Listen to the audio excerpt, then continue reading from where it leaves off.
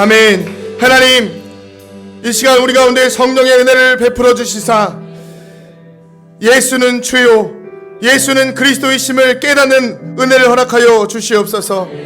주님만이 우리의 유일한 구원자시요, 우리 예수님만이 우리의 삶의 유일한 희망이요 소망이요 빛이 되심을 이 시간 말씀을 통하여, 예배를 통하여, 성령의 음성을 통하여 깨닫게 하여 주시옵소서.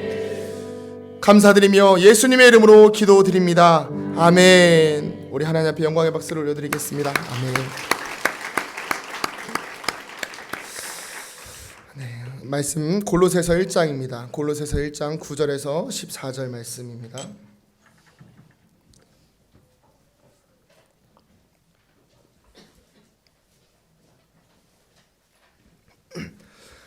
골로새서 1장 9절에서 14절 말씀입니다.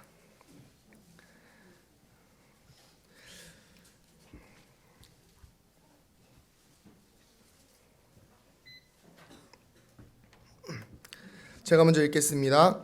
이로써 우리도 듣던 날부터 너희를 위하여 기도하기를 그치지 아니하고 구하노니 너희로 하여금 모든 신령한 지혜와 총명에 하나님의 뜻을 아는 것으로 채우게 하시고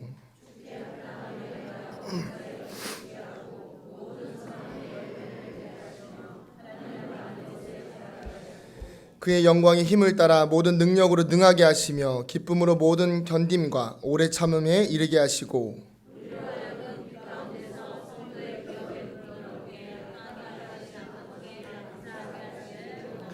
그가 우리를 흑암의 권세에서 건져내사 그의 사랑의 아들의 나라로 옮기셨으니 그 아들 안에서 우리가 속량 곧 죄사함을 얻었도다. 아멘. 할렐루야. 아멘. 수요예배 오신 성도님들을 환영하고 축복합니다. 아까 문자가 오기를 재난 문자가 날라와서 미세먼지가 많다 이런 이야기가 있었는데 또 조금 있다가 문자가 와서 한파가 온다. 그래서 잠깐 나왔더니 한두 시간 사이에 엄청 추워져가지고 또 걱정을 했는데 예배 전에 또 문자가 오기를 미세먼지는 사라졌다고 이야기를 해서 참 날씨가 그렇죠. 근데 문득 그 생각이 들었어요. 미세먼지를 없앨 수 있는 건 비료도 안 되거든요. 바람이 불어야 됩니다. 그래서 하나님이 우리를 사랑하셔서 또 바람을, 또 겨울이니까 추울 수는 있잖아요, 그죠? 네. 그래서 겨울이니까 춥고 그러더라도 또 미세먼지를 또 없애주시는 은혜를 베푸신 줄로 믿습니다. 그래서 오늘 우리가 같이 이제 계속 골로새서 말씀을 이제 지난주부터 시작을 했는데 골로새서가 다른 것보다도 꼭 기억해야 될 한 가지 주제가 있는데 이제 골로새서의 약간 가장 핵심적인 내용 중에 하나가 뭐냐면 바로 예수 그리스도의 신성, 그러니까 예수님의 하나님 되심에 대해서 그 어떤 성경보다 또 어떤 바울 서신보다 강조하고 있어요. 그래서 예수님의 하나님 되심이 이 골로새서는 굉장히 영광되게 나타납니다. 그래서 제가 지난번에 설교할 때도 제가 교역자들한테 이야기했지만 건드릴 부분이 없는 거예요. 너무 이제 귀하고 또 영광적인 이렇게 살면 되는 그냥 본문들이라 예수님의 신성에 대해서 이야기하고 예수님의 영광된 부분에 대해서 이야기하고 있기 때문입니다. 그러면 예수님의 신성이 왜 중요한가에 대해서 한번 우리는 생각해 볼 필요가 있습니다. 여러분 세상에 의인은 많죠. 저 어렸을 때 그 유치부 OHP 아동부 할 때 혹시 OHP 아시나요? OHP 요거 전에 빔 프로젝트 전에 그리고 이제 이렇게 넘기는 거 전에 종이로 넘기는 그 사이에 OHP라는 그 필름으로 이렇게 그림 그려가지고 하는 게 있었는데 아직도 기억나요. 그 목사님께서 이렇게 그림을 그리셨는데 무덤이 3개인가 4개가 있었어요. 하나는 석가모니 무덤, 공자 무덤, 또 아무튼 유명한 사람 무덤, 그리고 하나는 예수님 무덤. 그래서 석가모니 무덤 열었더니 뼈가 있고 또 공자 무덤 열었더니 뼈가 있고 예수님 무덤 열었더니 비어 있더라고요. 그래서 그때 이제 이야기가 뭐냐면 예수님은 세상에 훌륭한 성인들은 많지만 다 죽고 뼈가 남았지만 예수님은 여전히 살아서 역사하시고 우리의 삶을 주장하시고 우리의 삶과 함께 하시는 그 거룩한 하나님이시라는 것을 그때 당시에 들었던 기억이 있습니다. 그래서 다시 오실 구원자는 예수님밖에 없음을 믿으시기 바랍니다. 우리의 구원자는 세상의 그 어떤 것도 구원자가 될 수 없습니다. 네. 옆에 있는 형제 자매가 구원자가 될 수 없지요. 물질이 구원자가 될 수 없습니다. 오직 예수님만이 구원자가 되십니다. 특히 이제 12월 대강절을 보내면서 다시 오실 예수님이 기다리는 우리에게 또 특별한 소망과 기대, 제가 특별히 이제 청년들이나 이렇게 만나는 사람마다 설레임이 있어야 된다고 하는데 설레임이 좀 생기시기를 소망합니다. 네, 좀 웃어보세요. 네. 약간 예수님만 생각해도 막 구주를 생각만 해도 내 마음이 좋거든. 주역을 뵐 때 얼마나 좋으랴. 그런 마음으로 이 성탄절을 좀 기대하시는 마음을 가지셨으면 좋겠습니다. 이게 동시에 이제 세상에는 많은 지혜들이 있습니다. 그래서 본문에 보면 여러 가지 신령한 지혜와 이것들을 구해야 된다고 말씀하시지만 세상에는 그거 외에도 많이 있어요. 그래서 저도 요즘에 이제 설교를 준비할 때 뭐 책도 보긴 하지만 뭐 대체적인 개요를 볼 때는 유튜브에 있는 교수님들의 말씀을 들을 때가 있어요. 뭐 목사님들을 볼 때가 있고요. 그러다 보면 그 옆에 뭐 사이드에 막 이상한 것들 뜨잖아요, 그죠? 이렇게 뭔가 재밌어 보이는 것들이 보이고, 그럼 그것들을 클릭하게 되면 거기에 또 막 연관되는 것들이 막 뜨고, 그러면서 온갖 지식과 지혜들이 그 유튜브 하나에서도 수없이 많이 나오는 거예요. 그것만 있습니까? 아니죠. SNS도 많이 있죠. 그리고 인터넷도 많이 있죠. 온갖 것들에서 수많은 지혜들이 나오는데 이게 많은 지식들을 우리가 쌓아간다고 하고, 오늘도 제가 여러 가지 새로운 지식들을 접했지만 한 달이 지나고, 아니요, 한 달이 뭡니까? 한 하루 이틀만 지나도 새로운 기술들이 막 개발이 되는 것들을 바라볼 수가 있습니다. 그럼에도 불구하고 여전히 하나님의 뜻을 알아가는 신령한 지혜와 지식은 우리의 삶 속에서 빛이 되고 소망이 되고 있습니다. 하지만 사단은 여전히 우리를 혼미하게 하죠. 하지만 말씀과 기도 속에서 하나님의 영광이 우리의 삶 가운데, 그 말씀으로 통한 영광이 우리의 삶에 나타나야 되는 것입니다. 그런 가운데 오늘 골로새서 말씀을 묵상하면서 이런 생각이 들었어요.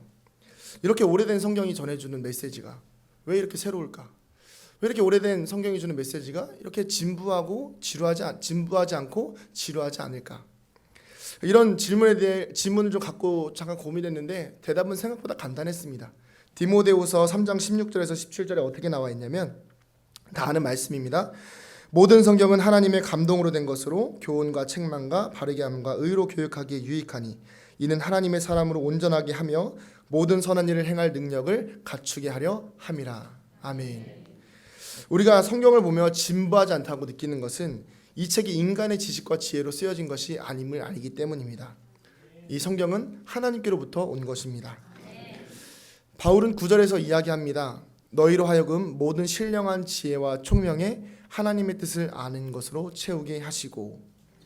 바울은 이방인인 골로새 교인들이 자신들이 가진, 당시 이방인들이었기 때문에 유대인의 문화와 유대인의 습관을 알지 못합니다. 그러니까 자신들이 가진 세상의 생각과 이방인들의 방법대로 살아가는 것이죠. 마치 교회에 등록하지 얼마 안 된 성도님께서 예수님을 믿긴 하지만, 교회를 다니긴 하지만 세상의 방법대로 예수님을 믿고 뭐 예수님께 기도할 때 이렇게 기도하시는 분들도 계시고 그렇게 할 수도 있잖아요. 그런 방법대로 살아가는 것을 경계하는 거예요.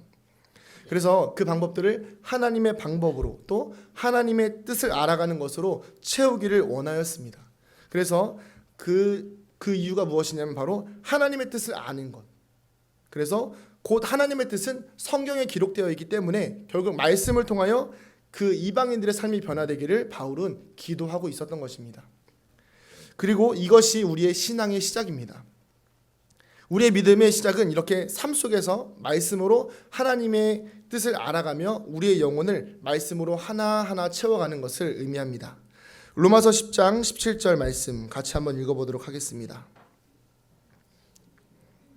시작. 믿음은 들음에서 나고 들음은 그리스도의 말씀으로부터 나느니라. 아멘. 만약에 우리의 삶에 말씀이 없다면 어떻게 될까요? 아담과 하와는 하나님의 말씀을 들었지만 그 말씀을 삶으로 채우지 않았습니다. 그러다 보니 어떻게 됐죠? 선악과를 먹게 되었고 죄가 쌓이게 되었습니다. 다윗은 하나님의 마음에 합한 사람이었지만 여유가 생기고 삶이 풍요롭고 뭔가 누릴 것이 많아지자 자신의 삶을 하나님의 말씀으로 채우지 않았습니다. 그러자 어떻게 됐죠? 상상도 못할 큰 죄 가운데 빠지게 되었다는 것입니다. 아담과 하와가 부족한 사람이었나요? 다윗이 그렇게 부족한 사람이었나요? 아니죠. 굉장히 유능하고 뛰어나고 완벽한 인간이었습니다. 그렇지만 아무리 신앙생활을 잘하는 사람일지라도 하나님의 말씀이 채워지지 않으면 온전한 지혜와 총명을 누리기가 어렵다는 것입니다. 분별력이 떨어지기 때문이죠. 여기서 채우다는 단어는 원어나 영어나 의미가 같습니다. 가득 채우다는 것입니다. 하나님의 말씀을 채운다는 것은 그냥 잠깐 채우는 것이 아니죠. 대충 듣고 만다는 것이 아닙니다. 우리의 영혼 가운데 하나님의 말씀이 가득 찰 때에만 우리는 분별력을 가지고 이 땅 가운데 하나님의 말씀으로 채워가는 인생을 누릴 수가 있는 것입니다. 그렇다면 우리가 어떻게 하나님의 말씀을 가득 채울 수가 있을까요? 대답은 또 의외로 간단합니다. 말씀을 묵상하고 가까이 하시면 됩니다. 쉬운 성경 같이 한번 볼까요? 베드로후서, 쉬운 성경 다들 없으시죠? 제가 준비했어요. 그래서 베드로후서 1장 19절인데요. 제가 좀 어려우실 것 같아서 준비했습니다. 같이 한번 읽어보겠습니다. 시작. 이렇게 해서 우리는 예언자들이 전한 말씀을 보다 확실히 믿게 되었습니다. 여러분도 그 말씀을 가까이 하고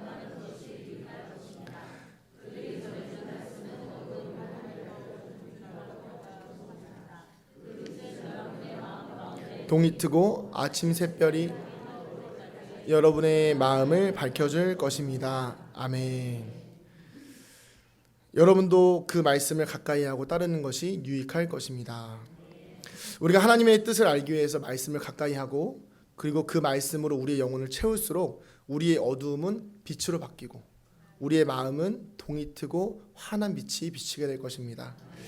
하지만 사단은 여전히 우리를 썩어질 것으로 그런 영광으로 우리를 유혹하고 미혹합니다. 그렇지만 풀은 마르고 꽃은 시드나 주의 말씀은 영영이 서리라는 그 말씀처럼 진리의 말씀을 우리가 가까이 할수록 그리고 그 말씀을 우리가 채울수록 우리를 살아나게 하는 것이죠. 하나님의 말씀으로 영혼을 가득 채워가는 우리 비전교회 성도님들 되시기를 축복합니다. 이렇게 말씀으로 채워가기 시작할 때 우리의 삶은 하나님을 알아가는 것에 자라나기 시작합니다. 앞선 말씀이 내면에 관한 것이라면 10절의 말씀은 우리의 삶의 방향에 관한 것입니다. 우리는 보통 나에게 주어진 인생을 정의할 때 이렇게 정의합니다. 나의 인생, 나의 삶, 나의 자녀, 나의 가정, 나의 직장, 나의 교회 이렇게도 이야기하죠. 그러나 오늘 바울의 기도의 내용은 하나님의 말씀으로 채워져가는 인생은 나를 향한 관점이 아닌 하나님 앞에 합당하며 하나님을 기쁘시게 하고 선한 일을 잠깐 대충 하는 것이 아니라 열매를 맺기까지 꾸준해야 함을 이야기하고 있습니다. 같이 한번 10절을 읽어볼까요? 제 말씀 기억하시면서 한번 읽어보겠습니다. 시작. 주께 합당하게 행하여 범사에 기쁘시게 하고 모든 선한 일에 열매를 맺게 하시며 하나님을 아는 것에 자라게 하시고. 아멘. 그렇죠. 나의 관점과 나의 생각으로 살아가는 것이 아니라 하나님의 관점과 하나님의 생각으로 우리가 살아가기 시작할 때 우리가 하나님 앞에 자라가기 시작한다는 것입니다. 좀 더 쉽게 이야기하자면 따라해 보실까요? 성도다운 삶을 살자. 네, 맞습니다. 좀 더 쉽게 말하면 예수 믿는 사람처럼 살자입니다. 부끄럽게 살면 안 된다는 것이죠. 성도다운 삶을 산다는 것은 무엇일까요? 제가 목회자가 되고 나서 또 이제 우리 청년들과 또 예전에 학생부 했을 때도 하는 이야기지만 제가 가장 중요하게 생각하는 것이 무엇이냐면 바로 성품입니다. 성품이 굉장히 중요하더라고요. 아무리 제가 여러분 앞에서 막 한다고 해도 좋은 말씀, 귀한 말씀 전한다고 해도 제가 밖에 나가서 좋은 성품과 좋은 성향으로 여러분들을 대하지 않는다고 한다면 제 모습은 거짓이 되겠죠. 믿음 좋고 성품이 안 좋으면 하나님께서 기뻐하실까요? 선한 일은 말씀에서 나오는 그런 선한 일의 열매는 시작도 못할 것입니다. 또 착한데 게으르다. 이런 분들 계시나요? 그 사람만 편합니다. 나머지는 다 불편해요. 웃으시는 분들, 부지런하신 분들이죠. 그 또 단점이 뭐냐면 이게 아쉬운 게 뭐냐면 착해서 미워하지도 못합니다. 그러시잖아요. 막 근데 화내면 옆에서 그래도 착하잖아. 이러고 나 넘어가시잖아요, 그죠? 그럼 또 그래 착하긴 하지 이러고 넘어가시잖아요. 이게 착한데 게으른 사람들. 착하고 부지런하시기 바랍니다. 아멘 하십니다. 콧물이 나오네요. 기도 열심히 하면서 다른 사람을 배려하지 못하거나 용서하지 못한다면 땀방울이 핏방울이 되도록 기도하신 예수님, 그리고 그 예수님께서 우리들을 사랑하시고 용서하기 위하여서 우리들을 구원하시기 위해서 십자가에 달리신 그 예수님을 우리는 외면하는 것이 아닐까요? 이웃에게는 친절하지만 나와 내 가족들에게는 화를 내는 삶이라면, 이 말씀처럼 범사에 하나님을 기쁘시게 할 수 있는 삶이 되지는 못할 것입니다. 이 밖에도 많은 상황들 속에서 우리는 우리의 성품은 예수님을 닮아가지 못할 때가 있습니다. 이런 말씀 하실 수도 있겠죠. 아까 제가 이야기했던 것처럼, 목사님 제가 아직 연약해서 그래요. 아직 내 마음에 말씀이 채워지지 않아서 그래요. 그게 쉬운 게 아니라니까? 그런 거 아니에요? 네, 맞습니다. 아닙니다. 네, 그런 거 아니에요. 빌립보서 2장을 제가 읽어드릴게요. 그러므로 그리스도 안에 무슨 권면이나 사랑의 무슨 위로나 성령의 무슨 교제나 긍휼이나 자비가 있거든 마음을 같이하여 같은 사랑을 가지고 뜻을 합하며 한 마음을 품어 아무 일에든지 다툼이나 허영으로 하지 말고 오직 겸손한 마음으로 각각 자기보다 남을 낮게 여기고 각각 자기 일을 돌볼 뿐더러 또한 각각 다른 사람들의 일을 돌보아 나의 기쁨을 충만하게 하라. 너희 안에 이 마음을 품으라. 곧 그리스도 예수의 마음이니. 아멘. 이 뒤에도 여러 가지의 예수님의 성품이 나오죠. 우리가 그리스도인이라는 자각이 조금이라도 있다면 이 말씀은 우리가 지켜도 되고 안 지켜도 되는 말씀이 아니라 무조건 지켜야 되는 말씀인 것입니다. 또 골로새서 1장 10절의 말씀을 잘 보시면 순서가 있습니다. 이게 그냥 이렇게 보면 좀 헷갈리실 것 같아서 제가 현대인의 성경으로 좀 준비를 했는데요. 같이 한번 읽어보도록 하겠습니다. 시작. 그래서 여러분이 주님을 믿는 성도다운 생활을 하여 모든 일에 주님을 기쁘시게 하고 모든 선한 일에 열매를 맺으며 하나님을 아는 지식이 점점 자라기를 바라는 것입니다. 아멘. 순서가 어떻게 될까요? 주님을 믿는 성도다운 생활을 하여 모든 일에 성도다운 생활을 통해서 모든 일에 주님을 기쁘시게 하고 모든 선한 일에 열매를 맺어서 하나님을 아는 지식이 점점 자라가기를 바란다. 하나님을 아는 지식은 우리의 삶 속에서 성도의 삶을 살아가기 시작할 때부터 시작하는 것입니다. 목사가 되기 전에는요, 제가 목사가 되었을 때의 느낌을 잘 몰랐어요. 사실 두렵긴 했죠. 근데 되고 나서 지금 1년, 2년 뭐 이렇게 지나고 나다 보니까요, 어렵습니다. 굉장히 어려워요. 되기 전에도 어렵다고 생각을 했지만 이렇게 어려운 건지 몰랐습니다. 일단은 고인물이 되면서는 안 되잖아요. 목회자가 계속 고인물이 되고 그러면 안 되니까 항상 나를 깨끗하게 해야 되는 작업도 어렵고 또 지식들을 이게 습득해야 되는 것도 어렵고 그리고 막 새로운 길들을 또 찾아내야 되고 여러분 보시면 그 포스터 붙어 있는 거 보이시죠? 뭐 예수 온전히 그거 쉬운 건 줄 아시죠? 굉장히 어렵습니다. 다시다 이거 여러분 쉬운 줄 아시죠? 굉장히 어려웠습니다. 네. 그 포스터 하나 만들려도요, 그거 엄청 오래 걸려요. 그 말씀 막 시리즈로 준비하는 게 굉장히 힘듭니다. 거기에다가 그냥 그것만 하면 되는데 또 성품도 좋아야 되잖아요. 제 성품 이야기하는 게 아닙니다. 성품이 좋아야 되잖아요. 목회자 성품이 좋아야 되니까 이거 뭐 항상 웃고 이러는 게 쉽지가 않아요. 제 속은 막 때로는 막 이렇게 어렵고 힘들고 그래도 저를 찾아오는 청년들이나 성도님들을 보면 항상 어떻게 해야 될까요? 똑같아야 돼요. 그래야지 성도님들이 저 인간 뭐 좀 걱정하지 않고 뭐 불안해서 뭐 말이나 털어놓을 수 있겠나 이런 생각 안 하시잖아요. 그죠? 이게 어려운 거예요. 집에서도 교회에서도 똑같아야 여러분들에게 제가 할 말이 있지 않겠습니까? 근데 그렇게 살다 보니까요, 솔직히 육신은 조금 피곤합니다. 근데 하나님과는 조금 가까워진 것 같아요. 말씀을 채우면서 성도의 뜻을 살기 위해서 노력하다 보니 하나님을 아는 지식이 우리 안에서 자라나기 시작한다는 것입니다. 하나님을 알고 싶으세요? 다시 한번 물어볼게요. 하나님을 알고 싶으세요? 그럼 말씀대로 사시면 됩니다. 말씀대로 하나님을 사랑하시고 이웃을 사랑하시면 됩니다.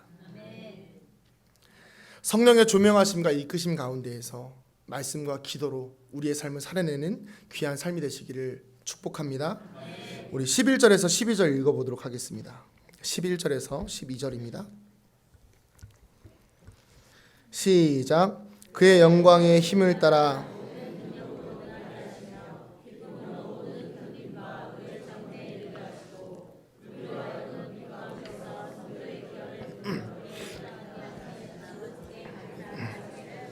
전하노라. 아멘.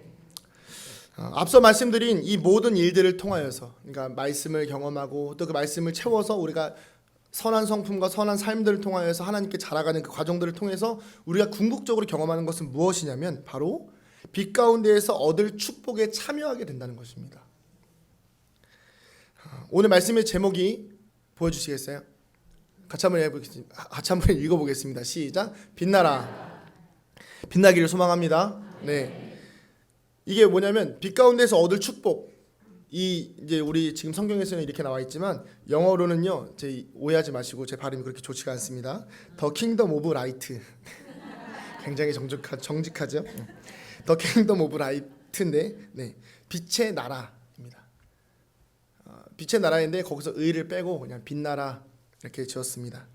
우리의 삶에 말씀과 삶의 열매들을 통하여서 우리가 하나님의 뜻을 알고 자라가다 보면 우리는 빛의 나라에 들어가는 영광을 경험하게 될 것입니다. 가장 중요한 것은 무엇일까요? 이 모든 것이 나의 힘과 나의 능력으로 이루어지는 것이 아니라 우리 11절에 나온 것처럼 하나님의 영광의 힘을 따라서 하나님의 영광의 힘을 따라서 그 모든 것들을 해내는 것입니다. 내 힘과 내 능력으로 하는 것이 아니에요. 우리가 하나님의 말씀이 나의 삶을 비쳤을 때, 그리고 그 말씀이 내 삶에 채워졌을 때 하나님의 영광이 내 안에서 드러나게 되고 그 드러나는 삶의 힘으로 하나님께 자라나간다는 것이죠. 그리고 그 말씀으로 살아내는 삶을 살아갈 때 우리의 삶은 빛의 나라, 하나님의 영광의 나라에 들어가게 되는 은혜를 경험하게 되는 것이죠. 그래서 말씀을 가까이 하는 것도 삶의 열매를 맺는 것도 결국 하나님의 영광의 힘이 우리와 함께 하실 때 이루어지는 것입니다. 그리고 그럴 때에 하나님의 영광된 빛의 나라를 경험하고 우리의 삶도 이 땅 가운데에서 빛날 수 있는 것입니다. 그렇다면 우리에게 주신 하나님의 영광의 힘과 빛의 근원은 무엇입니까? 바로 예수 그리스도이십니다. 13절에서 14절을 한번 읽어보도록 하겠습니다. 시작. 그가 우리를 흑암의 권세에서 건져내사 그의 사랑의 아들의 나라로 옮기셨으니 그 아들 안에서 우리가 속량 곧 제사함을 받았도다. 아멘. 이 말씀을 읽다 보면 한 가지 의문이 생깁니다. 그게 무엇이냐면 보통 하나님께서 우리를 구원하시면 우리를 어디로 인도하시죠? 하나님의 나라로 인도하시잖아요. 그죠? 하나님 예수 그리스도를 통하여서 우리가 천국을 경험하게 되면 거긴 돈으로도 못 가요. 예수님 나라 이거 아니잖아요. 뭐 어떻게 하시죠? 하나님 나라 이렇게 얘기하시잖아요. 하나님 나라. 보통은 하나님 나라가 맞죠. 근데 왜 굳이 사도 바울이 여기다가 예수님의 나라, 사랑의 아들의 나라라고 썼을까요? 당시 골로새 교회는 엄청난 영적인 성장을 이루었습니다. 근데 두 가지 문제가 있었어요. 첫 번째는 뭐냐면 제가 처음에 이야기했던 것처럼 골로새 교인들이 이방인들이다 보니까 이 사람들이 그냥 그 고무줄처럼 예수님을 믿었다가 그걸 믿긴 하지만 옛습관이 너무 빨리빨리 드러나는 거예요. 옛습관으로 빨리빨리 돌아가는 거예요. 내가 교회를 다니긴 하지만 여전히 다른 사람들을 힘들게 하고, 내가 여전히 교회를 다니고 있지만 뭐 술을 마시고 있을 수도 있고, 내가 여전히 예수를 믿는다고 하지만 세상 것에 의지해서 뭐 내가 가지고 있는 직업적인 환경 때문에 예수님을 외면할 때도 있고, 그런 삶을 살고 있는 거예요. 그리고 동시에 어떤 문제가 있었냐면 이단에 대한 문제였습니다. 이단. 당시에는 여러 가지 이단들이 있었지만 이때 당시에 이제 가장 대두되었던 게 뭐냐면 원시 영지주의라는 건데요. 어렵죠? 그냥 간단하게 이야기하면 영지주의입니다. 영지주의가 뭐냐면 육체는 나쁘고 무조건 나쁜 거예요. 다 나쁜 거예요. 여기 육체 다 나쁜 거예요. 그리고 영은 선하다. 그러니까 하나님은 영이시니까 거룩하신 분이시고 예수님은 하나님이신 건 알겠는데 육신으로 올 수가 없다는 거예요. 그러니까 예수님은 악하다는 거예요. 그러니까 예수님을 누구로 인정하지 않는 거예요? 메시아로 인정하지 않는 거예요. 그래서 바울이 처음에 이야기한 것처럼, 아까도 이야기했던 것처럼 어떤 성경보다 그리스도의 신성을 강조하는 것이 바로 이 골로새서에 들어가 있는 이유입니다. 이제 이해가 좀 되시나요? 왜 그렇게 신성을 강조했는지. 그러니까 예수님이 그리스도가 아니고 예수님이 하나님이 아니라는 것을 골로새 교인들 안에 있는 이단들, 영지주의를 가진 사람들이, 영지주의를 펼치는 사람들이 자꾸 이걸 드러낸 거예요. 그러니까 바울이 써서 쓴 거예요.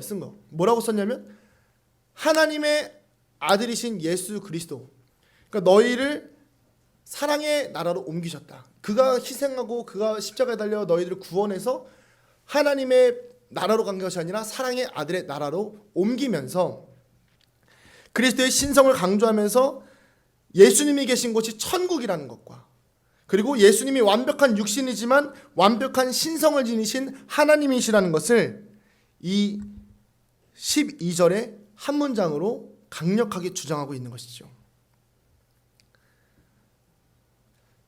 말씀을 정리하겠습니다. 오늘날 우리 삶에 예수님만이 유일한 빛이 되십니다. 그 어떤 이단도, 그 어떤 옛사람의 본성도 우리를 빛으로 초대하시고 자신의 나라로 부르시는 예수님의 부르심을 우리는 막을 수가 없습니다. 예수님의 초대는 강력한 초대입니다. 그 예수님께서 우리를 죄가 없다 하시고 이제는 더 나아가서 우리의 남은 인생이 하나님의 뜻을 알아가는 인생이 되길 원하시고, 그리고 그것을 위해서 말씀을 읽고 그 말씀을 따라서 하나님과 이웃을 사랑하고 성령께서 영광의 힘으로 우리를 강권하고 있으신 것입니다. 에베소서 5장 8절에 너희가 전에는 어두움이더니 이제는 주 안에서 빛이라, 빛의 자녀들처럼 행하라. 성탄절이 요즘 많이 썰렁해졌습니다. 주변에 돌아봐도 성탄절을 그렇게 준비하는, 또 이렇게 뭐랄까요, 저 어렸을 때, 뭐 또 더 어렸을 때 그 예수님이 오시는 그 기대와 소망은 조금 많이 사라져 있는 것 같습니다. 그리고 오히려 뭐 예수님보다는 이제 그 날의 특별한 이벤트들과 그런 것들을 좀 홍보하고 광고하는 세상의 어떤 물질과 그런 문명들이 더 많이 있죠. 말씀을 준비하면서 그리고 이제 성탄절을 묵상하면서 문득 한 배우가 한 이야기가 생각이 났습니다.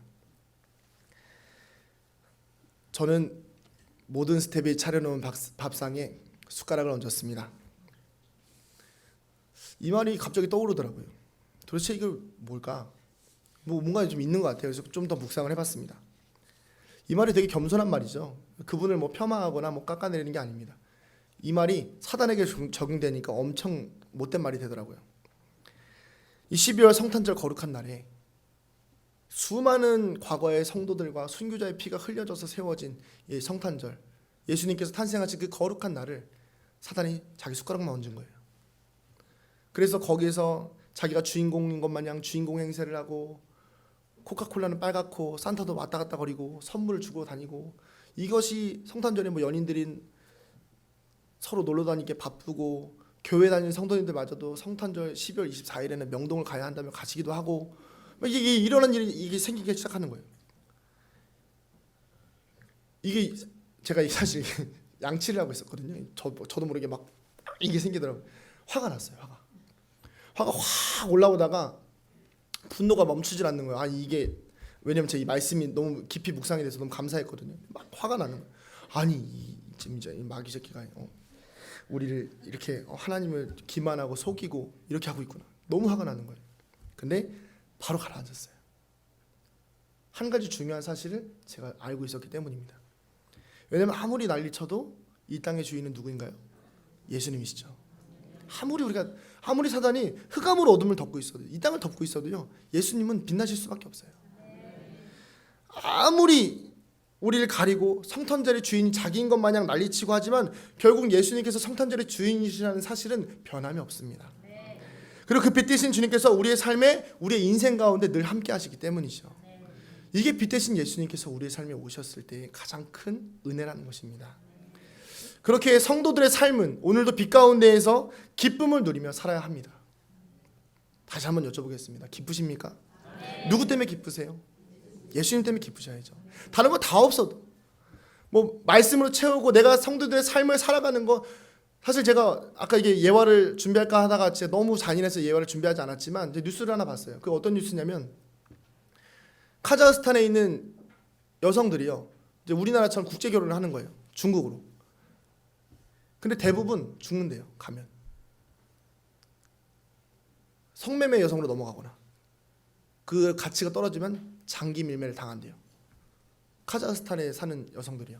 나라가 정확하게 기억은 안 나지만 그 나라인 것 같아요. 그 이유가 뭔지 아세요? 근데 그 여자들이요, 사회 최약계층이에요. 근데 그 여자들의 대부분의 종교가 뭔지 아세요? 기독교예요. 예수 믿으니까요. 당시 그 사회가 이슬람 사회예요. 그러니까 예수 믿으니까요. 이 사람들은 최악 계층인 거예요. 그러니까 살 방법이 없는 거예요. 먹을 돈도 없어요. 그러니까 뭐 하는 거예요? 국제 결혼하는 거죠. 근데 그 사람들의 죽음이 뭔가요? 결국에는 성매매 아니면 장기를 드러내야 되는 그런 최악의 상황까지 가는 것이죠. 여러분, 우리가 만약에 그런 상황에 놓여진다면 우리 예수님 믿을 수 있을까요? 예수님은 그런 자들에게조차도 소망이 되시는 분이십니다. 아무리 그렇게 일이 있고 어려움이 있다고 해도요, 결국에는요, 그 어두움은 예수님을 이길 수가 없어요. 우리는 그런 소망을 가지고 이 땅을 살아야 합니다. 성탄절이 아무리 화려하고 조명에 반짝반짝 거린다고 해도요, 결국에 예수님은 가장 낮은 곳으로 오시지 않았습니까? 그 낮은 곳이 가장 빛나고 가장 아름다운 것이라는 것이죠. 그래서 우리는요, 이번 성탄절을요, 가장 기쁘게 보내야 됩니다. 아멘이십니까? 제가 이 얘기 할까 말까 진짜 고민했는데 해야겠습니다. 12월 24일이 화요일이에요. 교회 오셔야 될까요? 말아야 될까요? 오셔야죠. 약속 다 취소하시고 오셔야 됩니다. 왜요? 예수님 탄생을 축하하는 날이잖아요. 예수님 탄생을 기대하는 날이잖아요. 오셔야 되는 거예요. 오셔서 마귀가요, 만들어 놓은 세상의 온갖 문화들을요, 우리가 믿음으로, 기도로, 교회에 모이는 것으로 그것을 이겨내는 거예요. 그날은요, 교회만 오셔도 승리하시는 겁니다. 그리고 더 중요한 거, 12월 25일 수요일 오전 11시, 여러분, 우리가 교회를 와야 되는 거예요. 춥다고 안 오고, 사람 많다고 안 오고, 앉을 자리 없다고 안 오고, 사진 찍는 거 힘들다고 안 오고, 밥 먹기 힘들다고 안 오고, 이러다 보면요, 우리는 예수님을 외면하게 되는 거예요. 마귀의 게임에 넘어가는 것이죠. 가장 중요한 것은 무엇이냐면, 사단의 관계를 이기는 가장 중요한 것은 예수님이 계신 곳으로 우리가 모여드는 것이에요. 그 빛 가운데 계신 주님을 우리가 묵상하는 것입니다. 그 빛 가운데 계신 주님을 우리가 소망하며 살아가는 거예요. 예수님은 오늘도 우리의 빛 되십니다. 아무리 사단이 우리를 힘들게 하고 우리를 어두움 가운데 짓누르고 여러분들의 삶을, 저의 삶을 어렵게 하고 좌절과 절망, 심지어 그 카자흐스탄 그런 여성들처럼 힘들게 산다고 해도 예수님은 그들의 소망이 되십니다.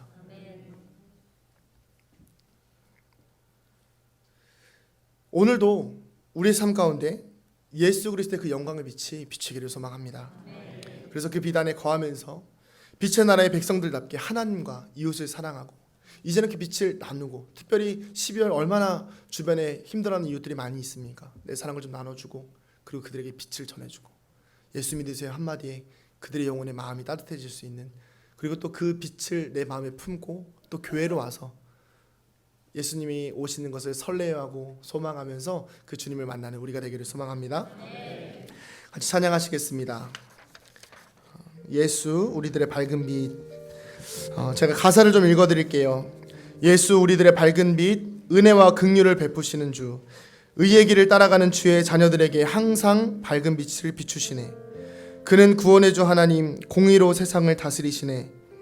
주를 경외하는 자들에게 부어주시는 놀라운 주님의 영광, 하늘에서 찬란하게 빛나는 주의 영광 이 땅에 오셨네.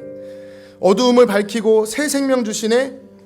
영원히 빛나는 나의 예수님, 높이 영광과 찬양을 받으실 그 이름 경배합니다.